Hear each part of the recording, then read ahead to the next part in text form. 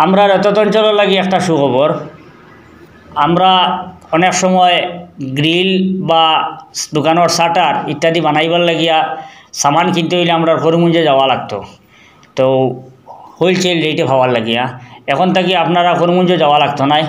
আমরা বাড়িগ্রাম এবং সেরাগির মাঝখানে গ্যাস এজেন্সি, যেখানে গ্যাস এজেন্সির একদম লাগাইয়া কিনারও এক মালিকেরও তাই নিজে ওখানে একটা গ্রিল এবং ওয়ার্কশপের দোকান, মানে যাবতীয় যত সামান লাগে আর প্রয়োজনীয়, এটা অর্ডার হোলসেল দোকান ওখানে খুলছেন।